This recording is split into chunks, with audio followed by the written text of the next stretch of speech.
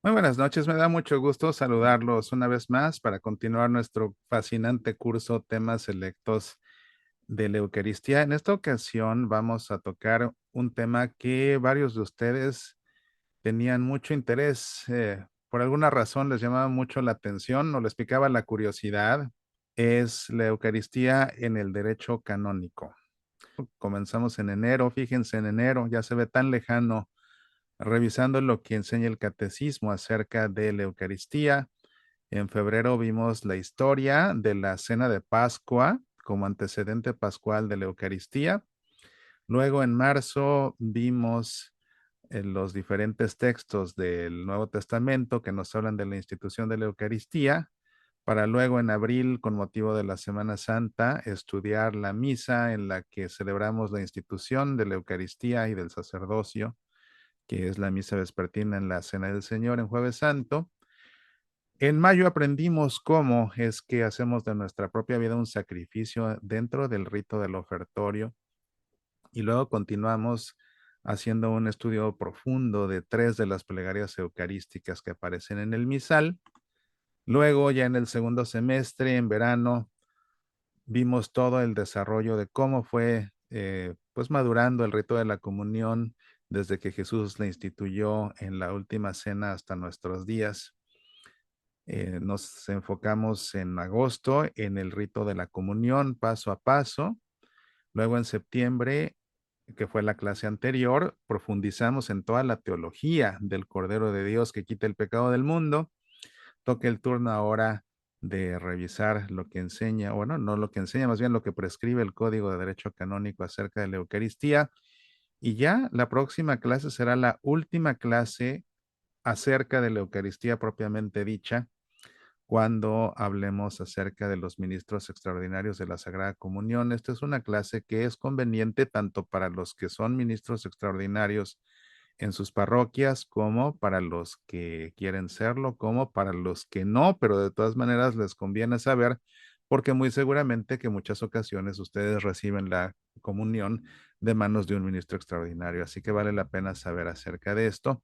Y por último, ya en diciembre, vamos pues a aprender acerca del rezo de la liturgia de las horas, esto como tema especial que ustedes pidieron, acuérdense. Por eso es por lo que la última lección de la Eucaristía propiamente dicha será la próxima, la de noviembre. Pues ya estamos a nada de terminar, a nada de terminar. Como siempre, vamos a empezar poniéndonos en presencia del Señor para que este momento sea especial y con su iluminación le saquemos mucho provecho a esta lección.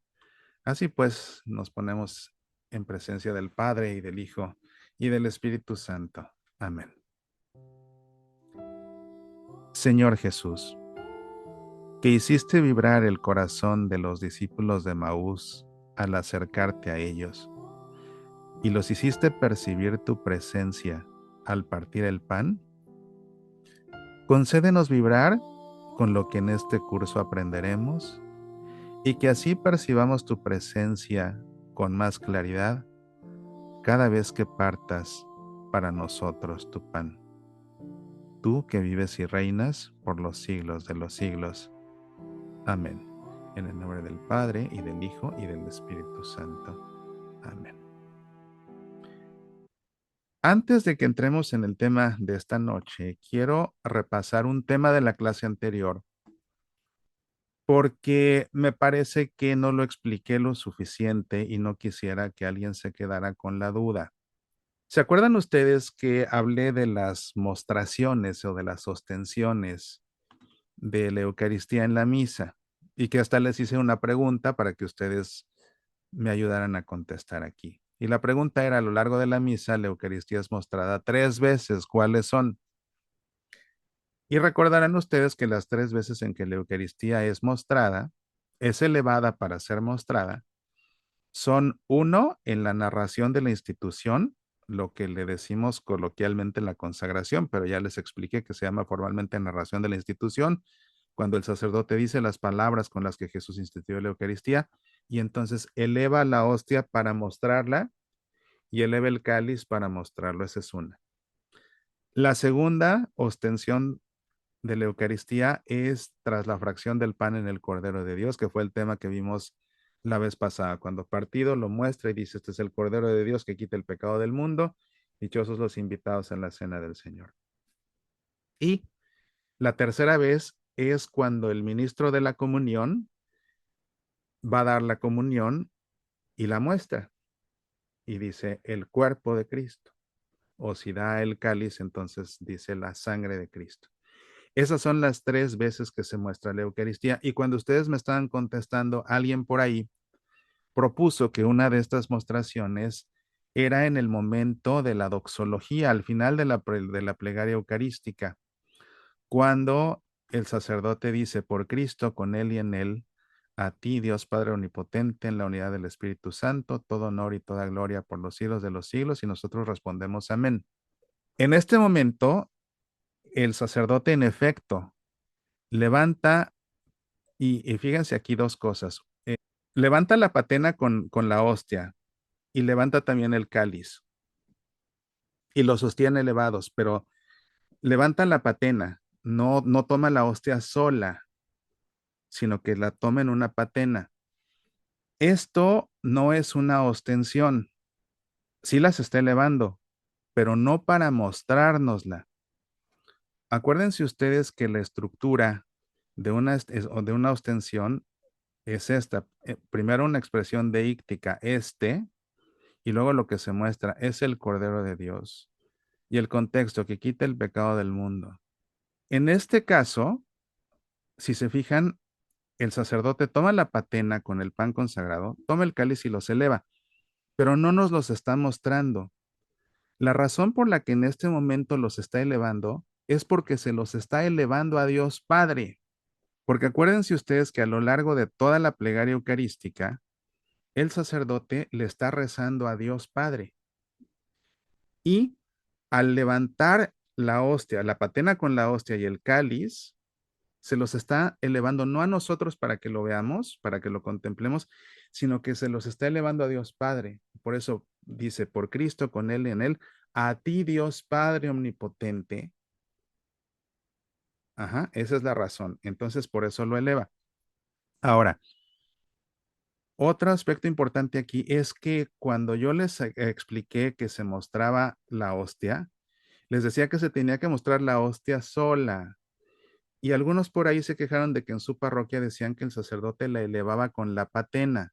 Ah, y luego me quedé pensando, es que a lo mejor están confundiendo esta elevación de la doxología, porque la elevación de la doxología sí se hace así, como dice la rúbrica del misal, el sacerdote toma la patena con el pan consagrado y toma el cáliz, y así lo sostiene y los muestra.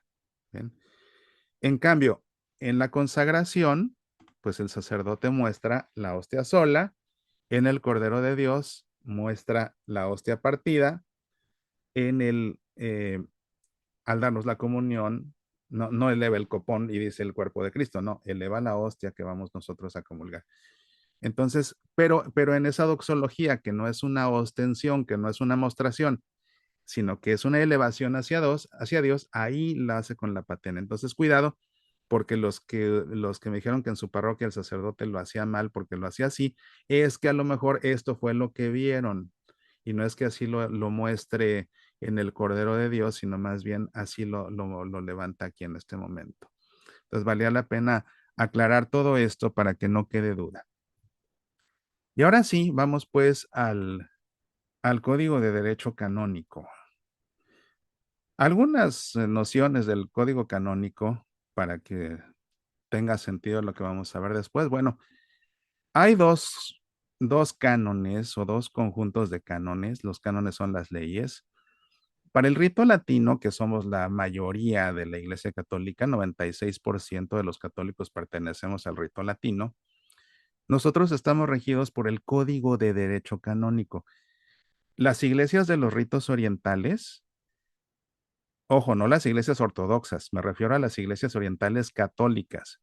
Ellas no se rigen por el Código de Derecho Canónico, sino por el Código de los Cánones de las iglesias orientales. Así se llama el libro con las leyes de ellos. Es realmente un texto moderno si entendemos que fue instituido en 1917 por el Papa Benedicto XV. De hecho, es uno de los frutos del Concilio Vaticano II, tener un código de derecho canónico. Y realmente estuvo promulgado con tanto nivel de detalle y tan efectivo que vean ustedes que se revisó hasta 1983 en tiempos de San Juan Pablo II. Luego Benedicto XVI hizo por ahí algún par de cambios y la reforma más reciente la llevó a cabo el Papa Francisco a su sexto libro que habla sobre los procesos de la iglesia. No voy a entrar en eso porque sería una clase por sí sola revisar los procesos de la iglesia y además los cambios que hizo el Papa Francisco, pero lo menciono. El Código de Derecho Canónico en total tiene 1792 cánones y son acerca de esto, están repartidos en, en estos libros. El libro 1 habla de normas generales de la iglesia. El libro 2 habla del pueblo de Dios. El libro 3 habla de la función de enseñar de la iglesia. El libro cuarto habla de la función de santificar de la iglesia. Y este libro cuarto es el que contiene toda la ley de la iglesia sobre todos los sacramentos. El libro quinto habla de las leyes acerca de los bienes temporales de la iglesia, o sea, todos los bienes inmuebles, todo lo que son pues, las iglesias, las capillas, los cementerios, las propiedades que pueda tener la iglesia. El libro sexto habla de las sanciones en la iglesia. Es aquí donde habla, por ejemplo, de las excomuniones. Y el libro séptimo es el que habla de los procesos, cómo son juzgados los culpables para después ser sancionados. Y de hecho, este fue el libro que modificó el Papa Francisco, el séptimo, no el sexto, el séptimo que habla de los procesos.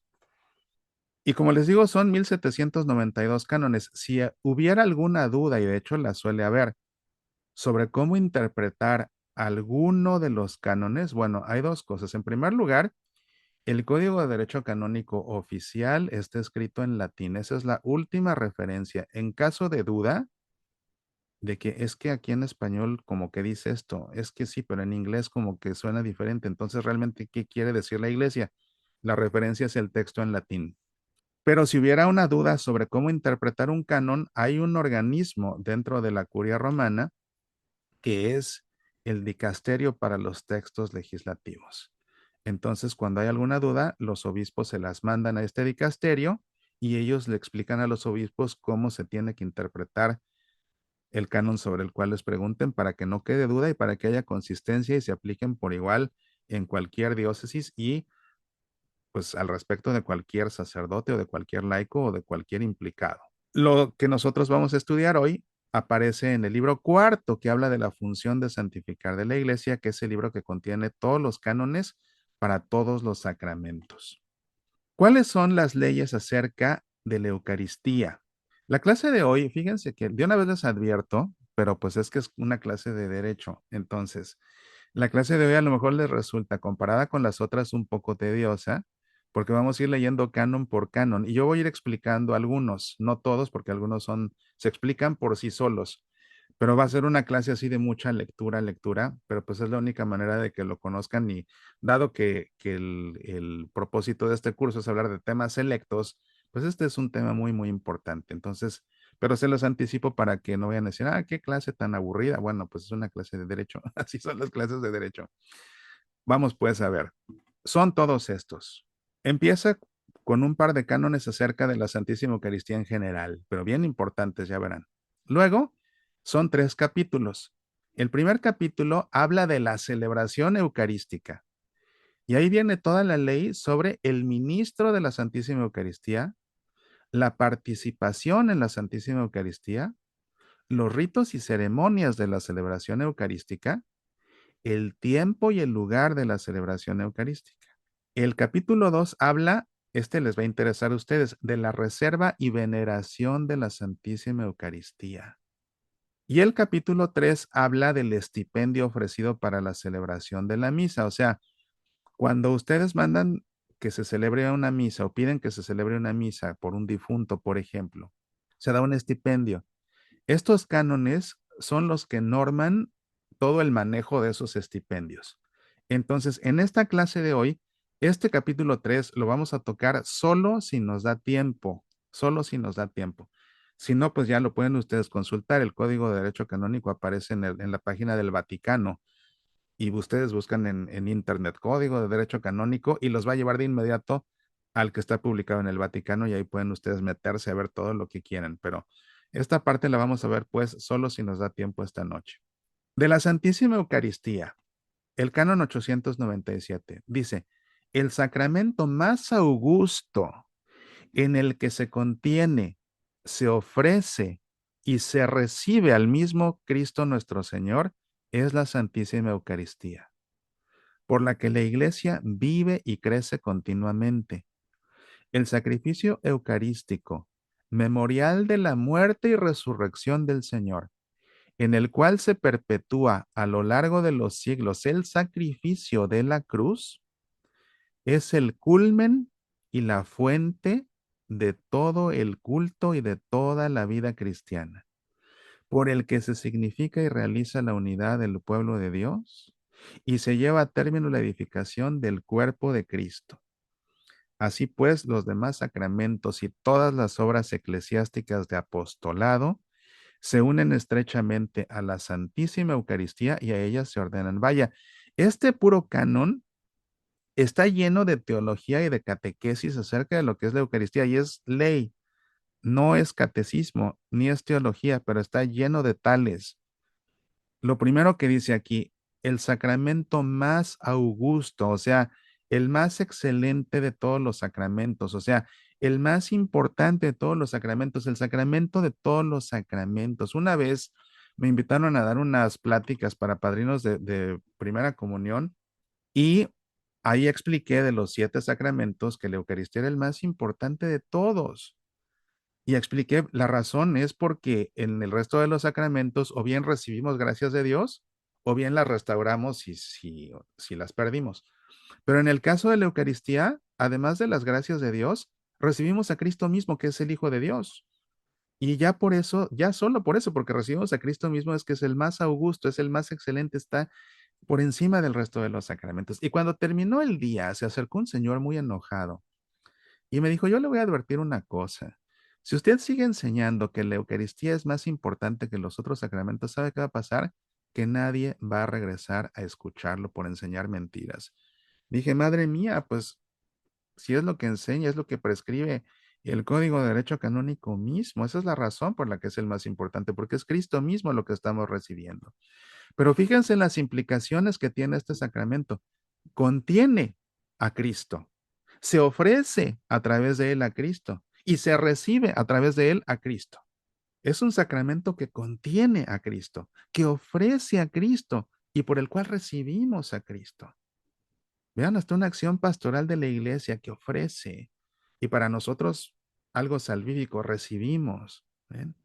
Por la que la iglesia vive y crece continuamente. Lo que nos da vida es precisamente Cristo como alimento. Dice que es un sacrificio eucarístico, ¿verdad? Cuando esto se olvida, cuando se olvida que es un sacrificio eucarístico memorial de la muerte del Señor y de la resurrección, en el cual se perpetúa a lo largo de los siglos el sacrificio de la cruz, cuando esto se olvida, se hace de la misa circo, maroma y teatro. Se hace del altar un baile de cowboys en el que hasta bailan así entrelazándose los brazos.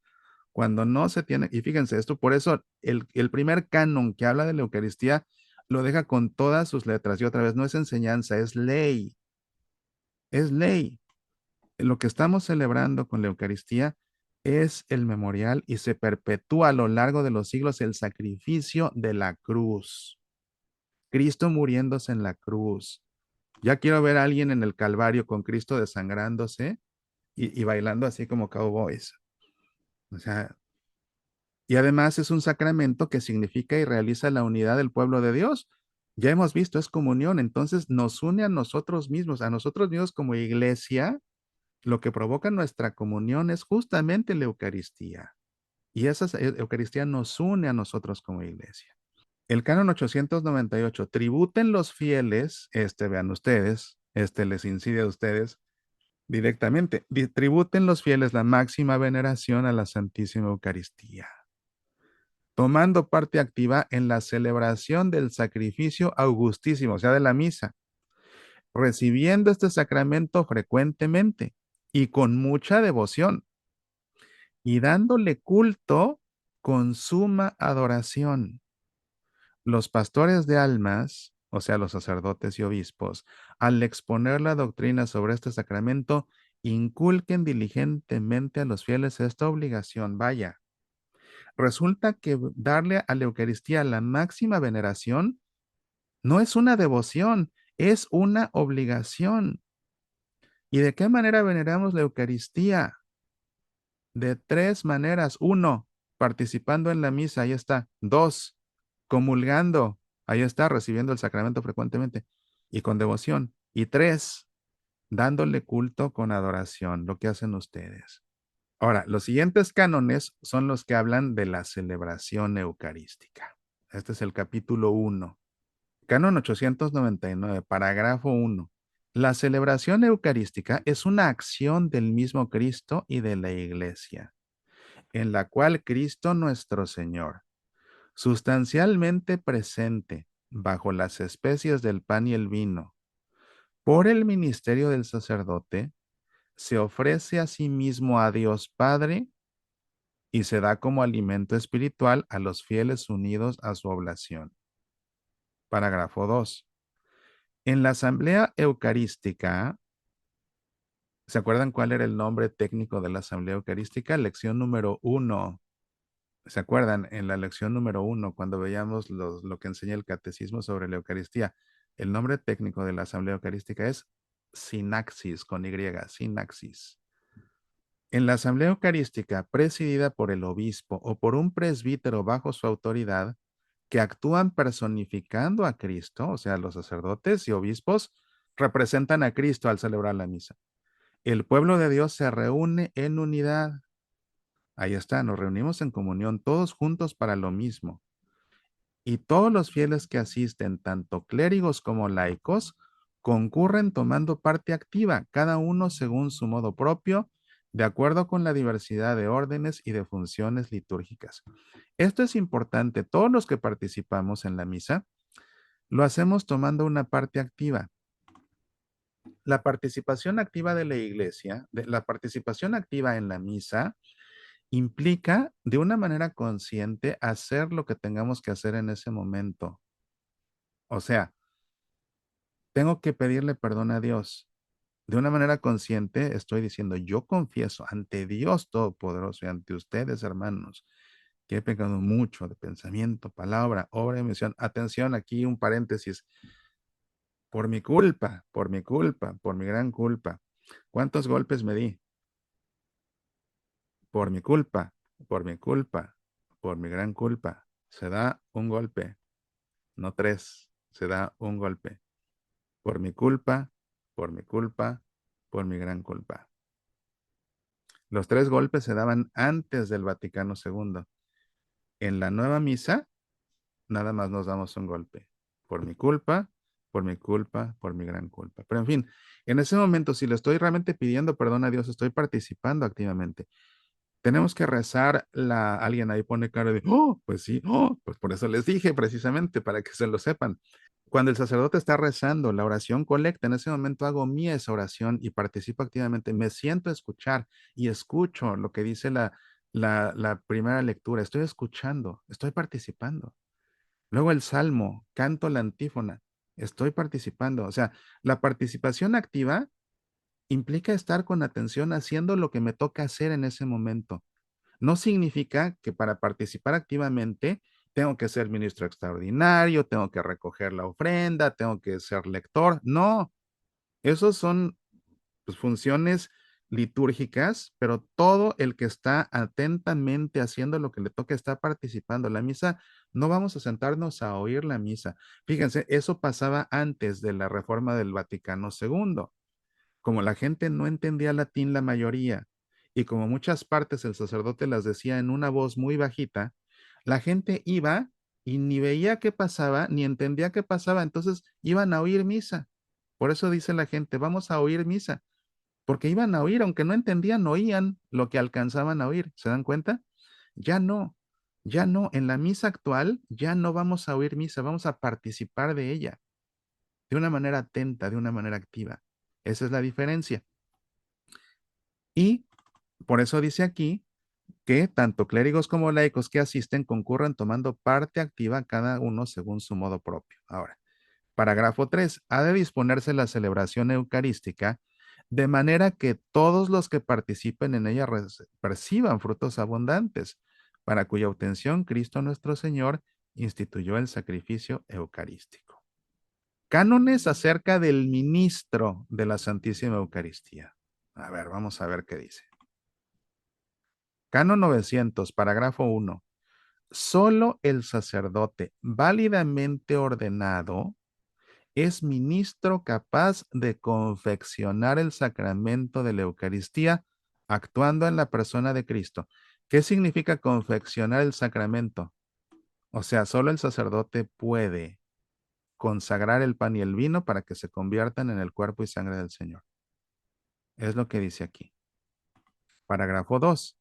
Celebra lícitamente la Eucaristía el sacerdote no impedido por ley canónica, observando las prescripciones de los cánones que siguen, ¿verdad? O sea, acuérdense que hay sacerdotes que están vetados porque enseñaron herejías, por ejemplo, ¿no? Y que el obispo ya no les da permiso de celebrar. Bueno, pues si sin permiso de celebrar va y celebra, comete un delito contra el Código de Derecho Canónico. Por eso dice aquí, celebra lícitamente el sacerdote no impedido por la ley canónica. Canon 901. El sacerdote tiene facultad para aplicar la misa por cualesquiera, tanto vivos como difuntos. Fíjense ustedes, ¿eh? Dice en plural. La verdad es que no debería haber límite porque Dios no tiene límite en su gracia. Entonces, cuando queremos es que una misa porque es que murió mi mamá, ¿no? Yo me acuerdo cuando murió la mamá de mi esposa. A todas las parroquias hablé, oigan, es que murió la mamá de mi esposa, queremos una misa. No, ya está tomada, pero tenemos una en 3 meses y medio. ¿Cómo en 3 meses y medio? La señora acaba de morir. Sí, no, pero es que ya está tomada. O sea, no, por eso el Código de Derecho Canónico lo dice con todas sus letras. No digo más, yo en esta clase les digo lo que dice la ley de la iglesia, y mejor no digo más. Pero bueno, ustedes ya seguramente varios de ustedes han pasado por esas situaciones, ¿no? Pero eso solo pasa aquí, porque si van en otros lados, van a ver que eso no es un límite. Y es que el Código de Derecho Canónico así lo establece, tal cual. El sacerdote tiene la facultad para aplicar la misa por cualesquiera, tanto vivos como difuntos. O sea, en una misa se puede pedir por vivos y en una misa se puede pedir por muertos. En la misma misa. Canon 902. ¿Pueden los sacerdotes concelebrar la Eucaristía, o sea, celebrar entre más de uno, a no ser que la utilidad de los fieles requiera o aconseje otra cosa, permaneciendo, sin embargo, la libertad de cada uno para celebrar individualmente la Eucaristía, pero no mientras esté concelebrando en la misma iglesia u oratorio? Canon 903. Aunque el rector de la iglesia no le conozca, pensemos por ejemplo en un párroco y que llega un sacerdote de visita de otra ciudad, pensemos que a lo mejor un sacerdote que vive en, no sé, en Nicaragua, vino a visitar a su mamá que aquí vive, ¿no? Y es sacerdote. Entonces, pues es domingo, pues quiere celebrar. Y el párroco no le conoce. Bueno, aunque el rector de la iglesia no le conozca, admítase a celebrar al sacerdote. Ah, pero hay una condición. Con tal de que presente carta comendaticia de su ordinario, o sea, de su obispo o de su superior, dada al menos en el año o pueda juzgarse prudentemente que nada le impide celebrar. A lo mejor no lleva la carta comendaticia, pero lleva su credencial expedida por su diócesis que lo acredita como sacerdote y todo eso.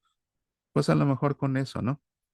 Pero aquí está, o sea, no se le puede rechazar pero sí tiene el que validar que efectivamente es un sacerdote y que tiene facultades además para celebrar, porque luego puede pasar que a lo mejor un sacerdote veta, un obispo veta a un sacerdote por razones legítimas, y ese obispo, como ya, el sacerdote, como ya no puede celebrar en su diócesis, hasta se cambia de país, a veces eso pasa.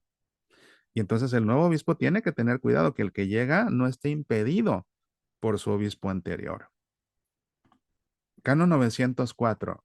Los sacerdotes, teniendo siempre presente que en el misterio del sacrificio eucarístico se realiza continuamente la obra de redención, deben celebrarlo frecuentemente. Es más, se recomienda encarecidamente la celebración diaria, la cual, aunque no pueda tenerse con asistencia de fieles, es una acción de Cristo y de la Iglesia, en cuya realización los sacerdotes cumplen su principal ministerio.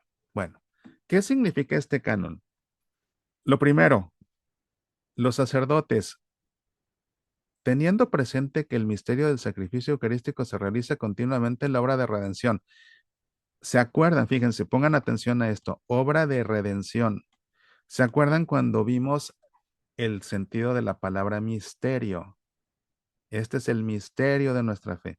Antes de celebrar estos sagrados misterios, reconozcamos nuestros pecados. Fue pregunta de examen definir qué significa misterio. Y acuérdense que la definición de misterio no es algo oculto, secreto, no.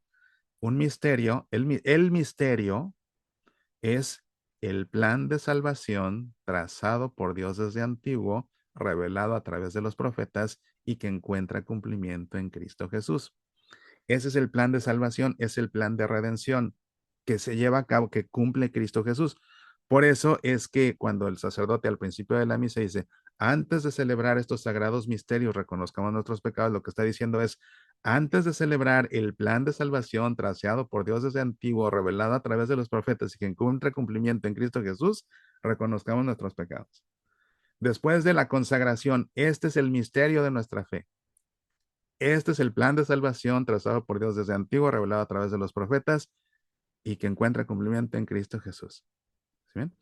Entonces, por eso aquí dice este canon que en el misterio del sacrificio eucarístico se realiza continuamente la obra de la redención. Vean aquí la importancia, por eso todas esas definiciones y todo eran importantes que se las aprendieran para que vean ahora la conexión. Ah, ya leo este canon, ah, ya sé de qué está hablando este canon, porque ya sé que es el misterio, ¿ven? Para que vean que una cosa se conecta con la otra. Lo que dice el canon es que teniendo el sacerdote presente, siendo consciente pues de que eso es lo que pasa en la misa, tienen entonces que celebrarlo con frecuencia. Incluso se les recomienda que celebren la misa todos los días, pero no se les ordena, simplemente se les recomienda, eso sí, encarecidamente, que celebren todos los días. Pero cuidado, hay veces que no pueden celebrar, hay veces que no pueden celebrar. Pensemos que a lo mejor se van de campamento y se van de campamento y lo único que llevan es una mochila. Entonces, ¿podrían ellos celebrar la Santa Misa en el campamento? Llevan en una mochilita, en su mochila a lo mejor llevan una hostia y llevan una botellita de vino y llevan la cantimplora con agua. ¿Podría el sacerdote celebrar en estas condiciones en un campamento? Para poder celebrar al aire libre, en primera tiene que haber una razón justificada. En segunda, el sacerdote tiene que revestirse. No puede celebrar con shorts y una estola al cuello. Tiene que revestirse. En tercera, no puede concelebrar encima de una piedra. Tiene que hacerlo encima de una superficie estable y siempre con un mantel blanco. Sí, yo sé que hay sacerdotes que luego promueven ahí misas épicas y no sé qué. Eso no se puede hacer. Tiene que ser con estas condiciones. Entonces, si un sacerdote fuera de campamento y no llevara ornamentos, no podría celebrar la misa. No llevar un mantel, no podría celebrar la misa. Entonces, en ese caso, no celebra la misa y no pasa nada. Es preferible, de hecho, que no la celebre. Entonces no tienen obligación de celebrarla a diario, ¿verdad? Pero eso sí, se les recomienda encarecidamente. Y cuando celebran diario, pues aunque no haya gente, aunque no haya gente. Entonces a veces pasa, por ejemplo, que un sacerdote va de viaje, porque a lo mejor lo invitan, que va a dar una conferencia, y viaja, y en los aviones y todo eso, y llega a la parroquia donde se va a dormir y va a hablar el día siguiente a las 9 de la noche. Pues ya no hay misa de 9:30 de la noche, y él quiere celebrar la misa. Ah, bueno, entonces en la sacristía, o incluso puede celebrar en el altar principal, aunque no haya gente, él puede celebrar pero eso sí tiene que celebrar la misa completa, con lecturas y todo. O si no, en la sacristía se le acomoda ahí como altar y ahí puede celebrar también, de manera completa, eso sí. ¿Ven? Es a lo que se refiere este canon. Canon 905, parágrafo 1. Exceptuados aquellos casos en que, según el derecho, se puede celebrar o concelebrar más de una vez la Eucaristía en el mismo día, no es lícito que el sacerdote celebre más de una vez al día. O sea, los sacerdotes, según el Código de Derecho Canónico, solo pueden celebrar una misa al día. El problema es que con la escasez de sacerdotes, eso resulta imposible. Entonces, donde resulta imposible, el obispo puede dar una dispensa para que los sacerdotes celebren las misas que sean necesarias. ¿Ven? Parágrafo 2. Ah, pues aquí está. Si hay escasez de sacerdotes, el ordinario del lugar puede conceder que con causa justa celebren 2 veces al día, e incluso cuando lo exige una necesidad pastoral, 3 veces los domingos y fiestas de precepto. Pero pues estamos viendo que hay situaciones en las que de plano tienen que autorizarles que celebren más porque no hay suficientes. Canon 906. Sin causa justa o razonable, no celebra el sacerdote el sacrificio eucarístico sin la participación, por lo menos, de algún fiel. Entonces, una causa justa y razonable, la que les acabo de explicar, que llega el padre a las 9 de la noche porque va al día siguiente a predicar los ejercicios de Cuaresma, ¿no? Ahí podría hacerlo solo, pero pues a lo mejor está el sacristán que le abrió la puerta. Oye, voy a celebrar. ¿Tienes tiempo de quedarte conmigo? Sí. Entonces quédate conmigo, de menos tú conmigo. ¿Por qué? Porque la misa es un evento de iglesia, no es un evento individual. Entonces es por eso que si de menos hay alguien, con ese alguien. Ahora, si de plano no hay nadie, pues entonces solo lo puede hacer. Pero la razón es esa, que no es un evento individual, es un evento de iglesia. Y es la razón por la que el Papa Francisco ya no permitió que en la Basílica de San Pedro se celebraran misas en todos los altares, porque lo que pasaba era que había varios sacerdotes que llegaban de peregrinación personal al Vaticano y entonces se ponían a celebrar misas ellos solitos, sin nadie, solos en los altares de la Basílica de San Pedro. Entonces no es así, no es un evento individual, es un evento de iglesia. Entonces quieres celebrar, pues mejor pide permiso y concelebra en la misa de aquí, ¿no? Pero no lo hagas tú solo porque no es un evento individual, a no ser que no hubiera de otra, ahí sí. Canon 907. En la celebración eucarística no se permite a los diáconos ni a los laicos decir las oraciones, sobre todo la plegaria eucarística, ni realizar aquellas acciones que son propias del sacerdote celebrante. O sea, nada de lo que según el misal le toca al sacerdote lo puede decir un laico, ni tampoco un diácono, ni tampoco un diácono. En una parroquia cuyo nombre no revelaré, el párroco no estaba de viaje, entonces había un sacerdote que fue a cubrirlo. Y algo pasó, no sé, había una construcción en el camino, algo por el estilo, y entonces no iba a llegar a la misa del domingo. Y según el mapa de su coche, ya ven, iba a llegar 20 o 25 minutos tarde. Entonces habló de inmediato a la parroquia y dijo, voy a llegar tarde, vayan empezando ustedes con la misa y cuando yo llegue, me integro a la celebración. Y entonces los ministros de la comunión o el sacristán empezó la misa, dirigió las oraciones, los lectores leyeron lo que tenían que leer y cuando estaban por ahí de la primera lectura o del salmo, llegó el sacerdote, se revistió y salió a tiempo para proclamar el evangelio y continuar con el resto de la misa. Ese es un delito grave. Y la cosa es que es un delito grave tanto para el sacerdote como para los laicos que empezaron a celebrar la misa como si fueran sacerdotes. Y la cosa es que muchas veces la gente no sabe. En este caso, muy seguramente la gente que hizo lo que el padre les dijo como emergencia, lo hicieron porque así se los indicó el sacerdote. Sin embargo, eso no los exime de haber cometido un delito. Aquí está con todas sus letras. En la celebración eucarística no se permite a los diáconos ni a los laicos decir las oraciones, sobre todo la plegaria eucarística, ni realizar aquellas acciones que son propias del sacerdote celebrante.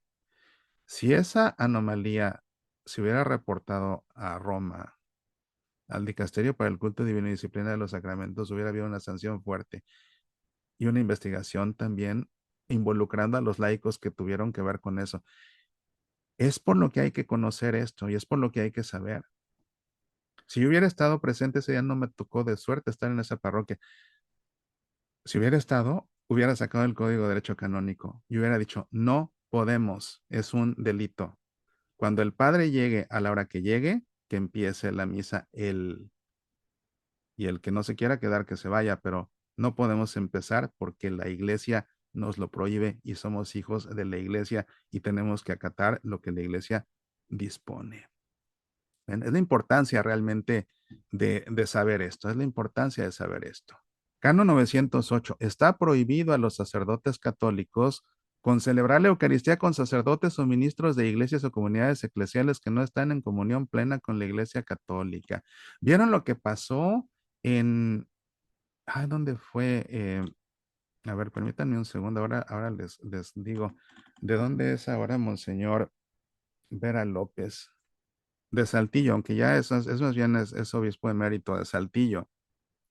Saben que me pasó a mí una situación muy peculiar con Monseñor Vera López. Por ahí era 1995, me parece. Estaba yo muy joven, acababa de salir de la universidad por primera vez y me tocó hacer un viaje. Iba yo a Austin, de México a Austin, y tuve que hacer escala en Houston. Y entonces me tocó que en San Cristóbal de las Casas, ¿se acuerdan cuando todo el lío que hubo allá en San Cristóbal de las Casas en Chiapas? ¿Recuerdan que estaba todo el lío y cuando el ejército zapatista de liberación y todo aquello? Y entonces uno de los obispos, Samuel Ruiz, empezó a fungir como mediador para hacer ahí que hubiera conciliación entre tanto lío que había. Y el Papa Juan Pablo II vio con buenos ojos la tarea que estaba haciendo don Samuel Ruiz. Entonces nombró a un obispo coadjutor. Un obispo coadjutor es un obispo que tiene las mismas responsabilidades y obligaciones que un obispo para ayudarle a otro. Y en este caso nombró a un obispo coadjutor para que se hiciera cargo de toda la administración pastoral de la diócesis y que así don Samuel Ruiz tuviera todo el tiempo del mundo para dedicarse exclusivamente a la mediación de la paz allá en Chiapas. Entonces el Papa Juan Pablo II eh, designó a Monseñor Raúl Vera López, él era un fraile dominico, para que fuera el obispo coadjutor. Y pues salió en las noticias, yo lo escuché en el radio 3 días antes, que había un obispo coadjutor, pues, que su nombre era Vera López. Pues bueno, yo no sabía quién era. Bueno, el caso es que llegué al aeropuerto en la Ciudad de México y en la sala de abordar vi que estaba un sacerdote rezando la liturgia de las horas precisamente. Iba ahí pues con su traje negro, con su alzacuellos. Lo vi que estaba rezando, entonces dije, pues me voy a acercar a platicar con él cuando termine su lectura. Terminó, me senté con él, me presenté, empezamos a platicar. Nos subimos al avión y me tocó adelante de él, él atrás de mí y él iba con la fila vacía. Entonces me pidió que me pasara con él y ya nos fuimos platicando todo el vuelo. Y me acuerdo que vi que tenía un anillo, entonces dije, es un obispo. Y le pregunté, oiga, ¿usted de qué diócesis es obispo?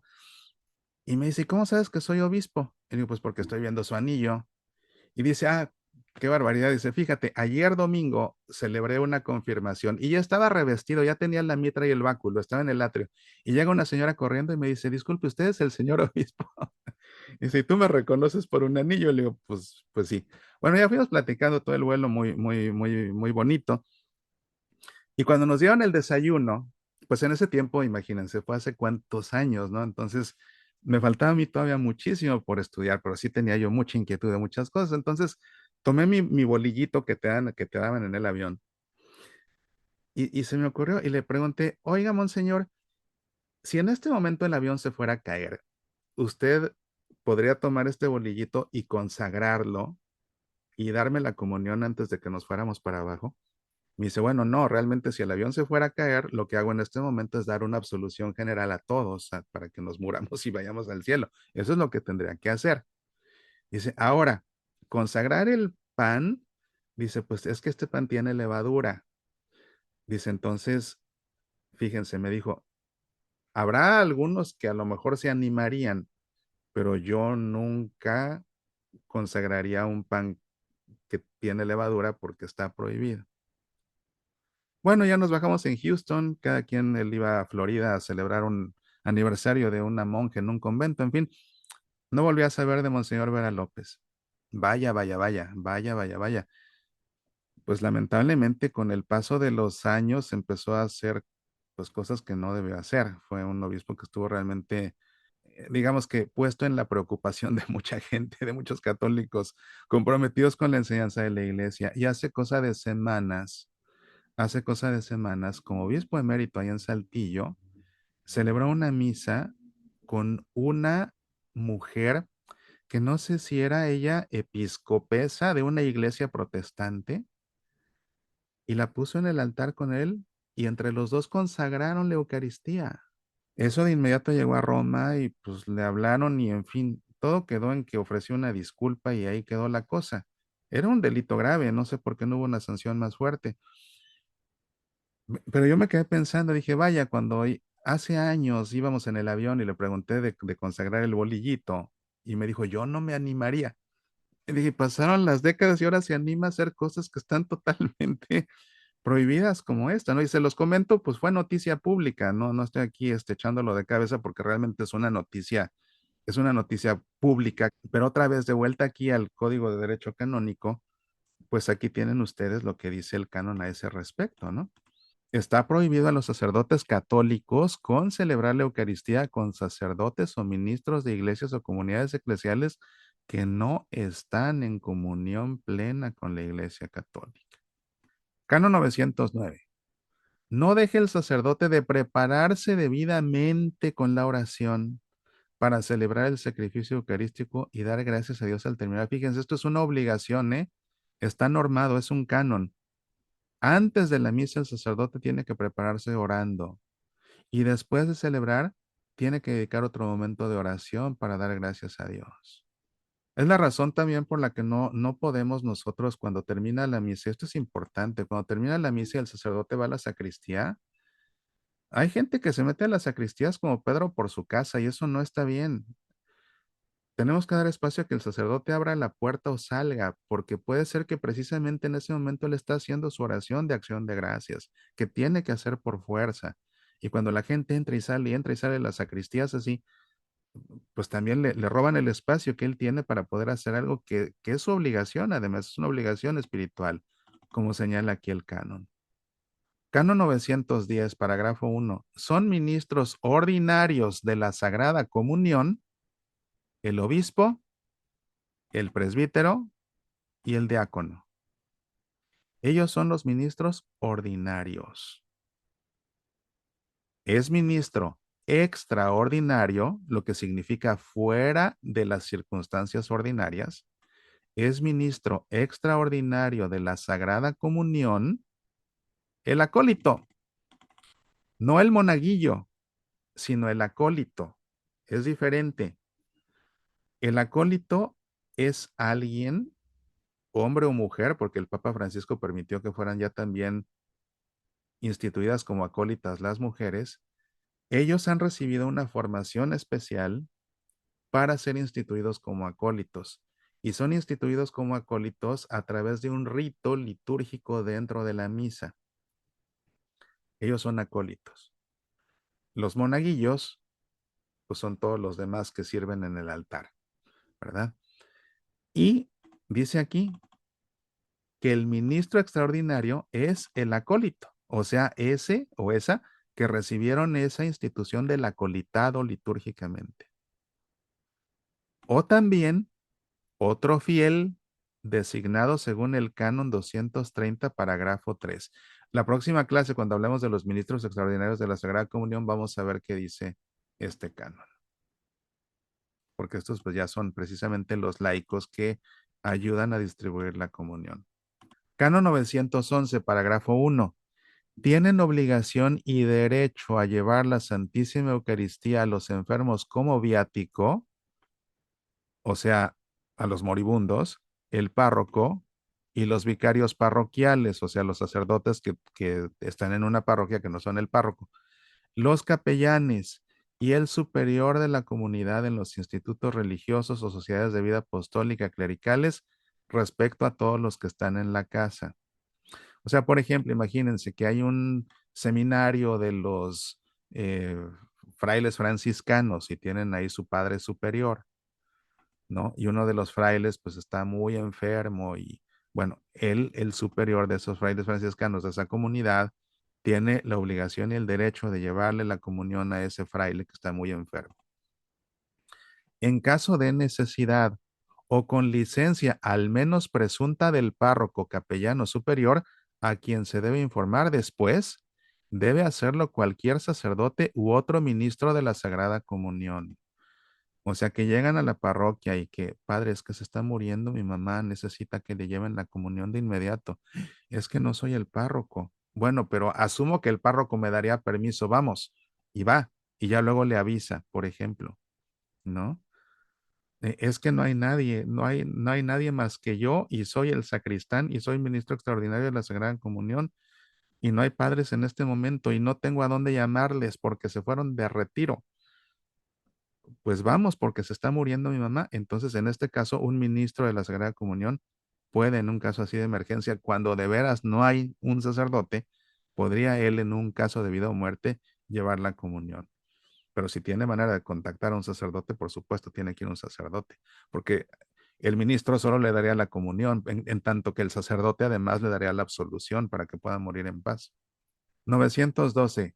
Todo bautizado a quien el derecho no se lo prohíba puede y debe ser admitido a la Sagrada Comunión. ¿A quién se lo prohíbe el derecho? A los que están excomulgados. ¿A quién más se los prohíbe el derecho? A los que están en pecado mortal.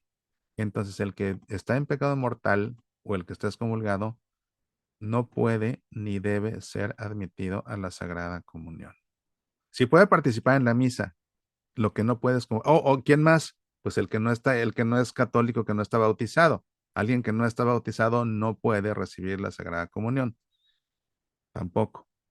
De la participación en la Santísima Eucaristía.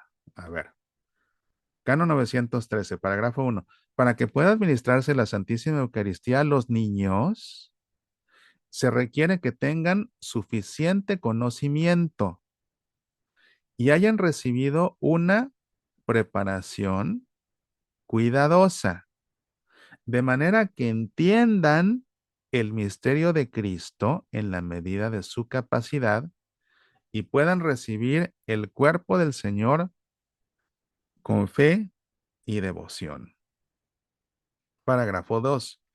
Puede, sin embargo, administrarse la Santísima Eucaristía a los niños que se hallen en peligro de muerte, pero, pero, si son capaces de distinguir el cuerpo de Cristo del alimento común y de recibir la comunión con reverencia.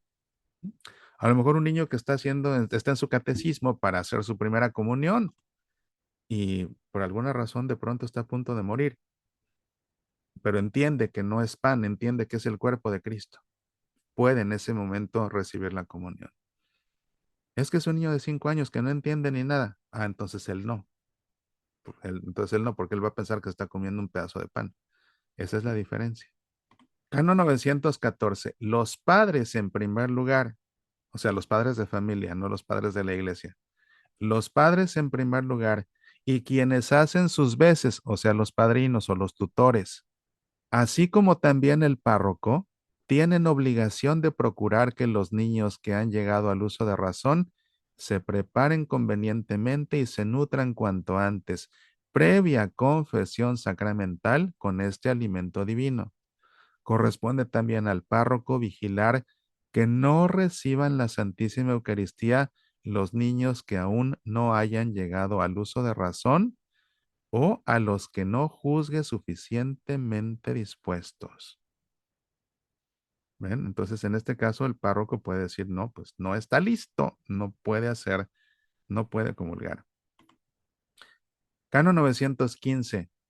No deben ser admitidos a la Sagrada Comunión los excomulgados y los que están en entredicho después de la imposición o declaración de la pena, y los que obstinadamente persistan en un manifiesto pecado grave. Pues pensemos en una pareja que vive junta sin estar casada, por ejemplo. Canon 916. Quien tenga conciencia de hallarse en pecado grave, no celebre la misa, ni comulgue el cuerpo del Señor sin acudir antes a la confesión sacramental, a no ser que concurra un motivo grave y no haya oportunidad de confesarse. Y en este caso, tenga presente que está obligado a hacer un acto de contrición perfecta, que incluye el propósito de confesarse cuanto antes, ¿no? O sea, es que a lo mejor, pues no sé, llego a la iglesia y pues por alguna razón, bueno, pues es que llego y hay mucha gente formada y yo estoy ahí esperando y esperando y esperando y resulta que todavía faltan dos y ya es la hora de la misa y el sacerdote sale y pues ya va a celebrar la misa y ya me quedé bailando. No sé si ustedes se han quedado bailando. Yo no me he quedado bailando. Y eso que siempre me formo detrás de una viejecita, porque ya sé que ya se van a tardar más y así gano tiempo antes de que me toque mi turno de ir a confesar mis pecados. Pues sí.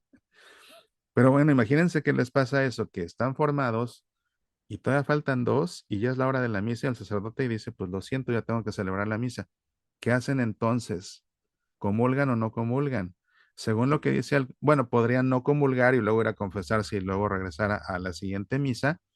O bien, como dice aquí el canon, en este caso, porque hay un motivo y no hay oportunidad de confesarse, en este caso tenga presente que está obligado a hacer un acto de contrición perfecta que incluye el propósito de confesarse cuanto antes. Entonces, bueno, Señor, estoy realmente arrepentido, me iba a confesar, hasta estaba aquí formado, pero pues ya no me dejaron. Entonces, hago un acto de contrición, comulgo, pero con la promesa de que a la siguiente oportunidad comulgo pase lo que pase. Ese sería uno. Otro, pues en aquellos lugares donde llega un sacerdote a veces cada 2 meses y medio, por ejemplo, y de pronto, pues igual llega el sacerdote y no le da tiempo de atender a todos, y la próxima vez que vuelva va a ser en 2 meses y medio. Bueno, pues ahí hago el acto de contrición perfecta y comulgo con la promesa que tengo que cumplir, obviamente, de confesarme en la primera oportunidad. Ahora, Canon 917, quien haya recibido la Santísima Eucaristía puede recibirla otra vez el mismo día solamente dentro de la celebración eucarística en la que participe, quedando a salvo lo que prescribe el canon 921, parágrafo 2, que es este. Aunque hubieran recibido la Sagrada Comunión el mismo día, es muy aconsejable que vuelvan a comulgar quienes lleguen a encontrarse en peligro de muerte. La comunión, acuérdense que solamente se puede recibir máximo 2 veces al día. Día litúrgico, eso lo explicamos aquí, ¿se acuerdan? Ahora, si estás en peligro de muerte y ya comulgaste 2 veces, podrías comulgar una tercera vez por estar en peligro de muerte. Canon 918. Se aconseja encarecidamente que los fieles reciban la Sagrada Comunión dentro de la celebración eucarística, o sea, que comulguen en misa. Sin embargo, cuando lo pidan con causa justa, se les debe administrar la comunión fuera de la misa, observando los ritos litúrgicos. Hay un rito para administrar la comunión fuera de la misa. Entonces, por ejemplo, pues es que yo no puedo comulgar porque estoy en el hospital. Bueno, va el ministro de la comunión o un sacerdote y siguiendo el rito correspondiente se le da la comunión. Es que pues yo no puedo ir a misa porque estoy cuidando a mi mamá que está en el hospital y me tengo que quedar aquí a fuerzas. O no en el hospital, a lo mejor en la casa. Bueno, en ese caso puedo comulgar cuando venga el ministro extraordinario o venga el sacerdote, a mí también me puede dar la comunión siguiendo ese rito y entonces ya comulgo. Canon 919, parágrafo 1. Quien vaya a recibir la Santísima Eucaristía ha de abstenerse de tomar cualquier alimento y bebida, al menos desde una hora antes de la Sagrada Comunión, a excepción solo del agua y de las medicinas. Y ahorita me estoy acordando que les había prometido, a alguien le prometí, que iba a mostrarle mi cantimplora, porque alguien me dijo que tenía problemas de salivación. Y yo prometí que iba a mostrarles la botellita de agua que uso como lector cuando se me cierra la garganta con el incienso y tengo que leer. Y al ratito hago una pausa y se las traigo rápido. Pero bueno, se puede tomar agua. Lo mismo le pasa al sacerdote. El sacerdote puede tomar agua dentro de la misa, ¿verdad? Porque se le cierra a lo mejor la garganta. Y luego comulgar, pero agua simple, por supuesto, no una Coca-Cola. Entonces, quien va a recibir la comunión no puede comer una hora antes de la comunión. No es una hora antes de la misa, es una hora antes de la comunión. La verdad es que esto es muy fácil de cumplir, porque las misas por regla general duran una hora o duran 50 minutos. En lo que llegamos y nos estacionamos y nos metemos y llega la hora de la comulgar, ya pasó la hora. Realmente es muy sencillo de cumplir, muy sencillo de cumplir. Pero se puede tomar agua y también, por supuesto, se pueden tomar medicinas a cualquier hora. Dos, el sacerdote que celebra la Santísima Eucaristía 2 o 3 veces el mismo día puede tomar algo antes de la segunda o tercera misa, aunque no medie tiempo de una hora. ¿Sí? A lo mejor él sí, pues es que es una misa tras otra, pues entre una y otra podría comerse un sándwich y meterse rápido a la siguiente misa, pero después de que la primera ayunó para la primera vez que comulgó. Parágrafo 3. Las personas de edad avanzada o enfermas y asimismo quienes las cuidan pueden recibir la Santísima Eucaristía aunque hayan tomado algo en la hora inmediatamente anterior. Pues es que acaba de salir la enfermera con la gelatina que siempre te dan en el hospital y llegó el ministro de la comunión y no ha pasado una hora, pasaron 5 minutos. No importa, puedes comulgar porque estás enfermo y tú también porque le estás cuidando. Fíjense que todo esto eh, hay que saberlo. Si vieran la cantidad de veces que me han hecho estas preguntas, y se puede en este caso, y en este que es que mi mamá, y es que yo estaba, aquí está toditito, por eso hay que saberlo, y por eso es por lo que este era uno de los temas que elegí cuando diseñé el curso, porque son cosas que hay que saber a fuerzas. Y muchas preguntas no se harían si se supiera todo esto ya aquí. ¿Ven? Entonces, por eso estoy compartiendo todo esto con ustedes. Canon 920, parágrafo 1. Todo fiel después de la primera comunión está obligado a comulgar por lo menos una vez al año. Parágrafo 2. Este precepto debe cumplirse durante el tiempo pascual, a no ser que por causa justa se cumpla en otro tiempo dentro del año. Bueno, ese es muy obvio. No, Canon 921, parágrafo 1. Se debe administrar el viático a los fieles que por cualquier motivo se hallen en peligro de muerte. Canon 921, parágrafo 1. Se debe administrar el viático. El viático, acuérdense que es la comunión. ¿Qué es un viático? Un viático es un compañero de viaje. Entonces, cuando alguien está a punto de morir, se le da la comunión como viático, o sea, como compañero de viaje, para que Cristo nuestro Señor lo acompañe en su tránsito de la vida aquí en la tierra a la vida eterna. Entonces, por eso se llama viático en ese caso, la comunión. Se debe administrar el viático a los fieles que por cualquier motivo se hallen en peligro de muerte. Parágrafo 2. Aunque hubieran recibido la Sagrada Comunión el mismo día, es muy aconsejable que vuelvan a comulgar quienes lleguen a encontrarse en peligro de muerte. Parágrafo 3. Mientras dure el peligro de muerte, es aconsejable administrar la comunión varias veces en días distintos. Canon 922. No debe retrasarse demasiado el viático a los enfermos. ¿Por qué no? Pues porque se muere el moribundo y ya no comulgó. No debe retrasarse demasiado el viático a los enfermos. Quienes ejercen la cura de las almas han de vigilar diligentemente para que los enfermos lo reciban cuando tienen aún pleno uso de sus facultades. O esa es otra, a lo mejor llegan y ya están hasta inconscientes, ya no pueden dar la comunión. Esto es algo que tenemos que tener claro. Yo creo que en general quien está tomando este curso no hay ni que explicarle esto, pero por si acaso, acuérdense que cuando tenemos un pariente moribundo, tenemos que llamar al sacerdote. A veces no se quiere llamar al sacerdote porque, por varias razones. Una, es que, míralo, está en agonía, está ya bien estresado, está a punto de morirse. Si ve que entre el sacerdote, se va a poner todavía más nervioso porque se va a dar cuenta de que se está muriendo. Mejor no le hables al sacerdote. No, es lo peor que pueden hacer, porque estos sacramentos dan paz. Entonces es mejor darle la paz de Dios al moribundo y que muera en Dios a dejarlo morir solo. Eso es una locura y tanta gente lo hace. Si vieran cuántos sacerdotes amigos míos me cuentan una y otra vez, súper furiosos, me llamaron ya cuando estaba muerto, ¿ya para qué? A un muerto ya no lo puedo ungir, a un muerto ya no le puedo hacer nada porque ya se murió. ¿Por qué no me hablaron antes? Y se enfurecen porque se las hacen a cada rato. Entonces, es importante eso. Otra razón por la que la gente no se anima a hablarle al sacerdote es porque igual se resisten a que su pariente moribundo se muera. Por el cariño tan fuerte es que no quiero que se muera. Y como que hablarle al sacerdote es ya asegurar lo inminente, ¿no? O sea, es que si le habla al sacerdote ya es garantía de que sí se va a morir. Pues es que ya se está muriendo. Que venga el sacerdote porque de todas maneras se está muriendo. Entonces, por tus cosas lo vas a dejar que se muera solo, ¿no? Mejor que venga el sacerdote y que se muera él en Dios y ya, pero por esas razones muchos no le hablan al sacerdote y le quieren llamar ya que murió, pero ya que murió, ya que ya no hay nada que hacer.